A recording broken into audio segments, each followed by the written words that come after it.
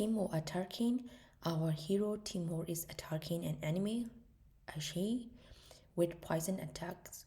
When Teemo attacks Ashi, Ashi got poisoned for exactly duration seconds. More formally, an attack at second T, that which means Ashi is poisoned during the inclusive time interval T. Starting time is T, and then T plus duration minus 1. This is just the end time, right? If Teemo attack again before the poison effect ends, the timer for it is reset. And the poison effect will end duration seconds after the new attack. You are given a non-decreasing integer array time series.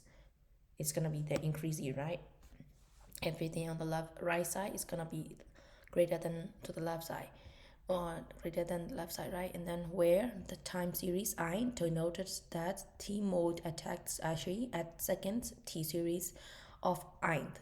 Okay, at the ith, for example, if the time series is 1 and 4, that means time series is 1 to something, right? So Teemo gave poison or attack at the time 1 and then 4th time.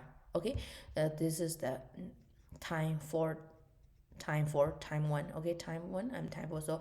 So if the duration is 2, so 1 after Teemo attack for the first time, and then it got poisoned, right? So the second attack is that only at the 4th time. So only after the poison effect is gone, he attack again, right? So the first time duration is 2 and the second duration is 2. So after we combined, after we sum it up, and then we got 4.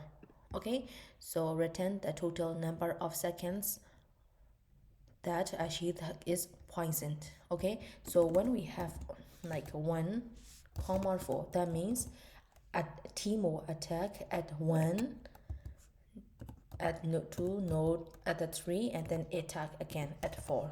So nothing after that. Okay, so after 1 it got poison, right? Because the duration is 2, got poison. Okay, this time poison, right? After this one, no poison, because duration is 2. Okay, so because there is no poison after that, so there is no duration getting poison after that. Okay, so how many times we got the actually got poison? 4 times, right? 4 slots, so we need to return 4. So here, if it is 1, 2, so 1 comma 2, and then nothing, right? So okay, and then we got poison at 1, right? And also we got poison 2. But after we got poison 1, and then the duration is 2, but before the poison effect is gone, the second attack is coming back.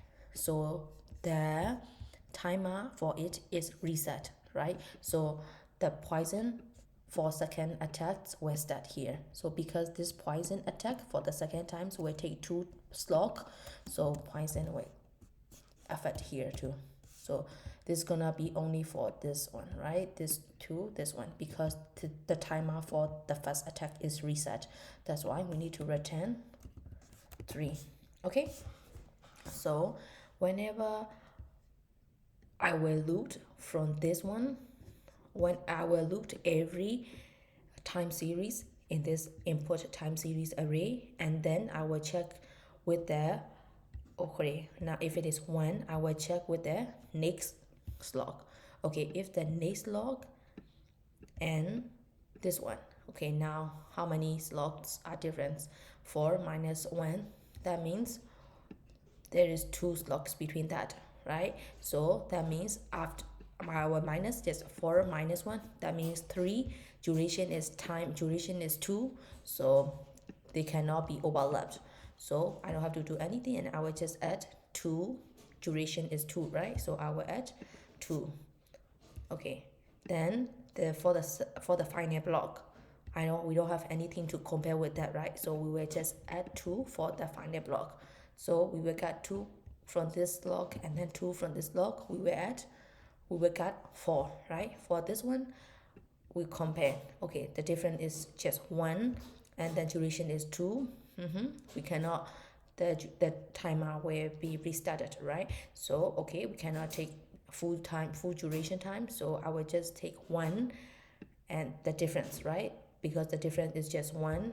Okay, I will take 1 from this log, and then what about this one? There is nothing to compare with for this log, so I will take full duration 2. 1 plus 2 is gonna be 3 to return. Okay, so I will create the reset. It's gonna be just 0. So I will loop everything. I will loop every items in the array, right? So time series dot, because I will compare with the next law. So I just need to go only the elements before the last element, right? Okay, and then I plus plus, and then I will add to my reset by taking the minimum values between the difference.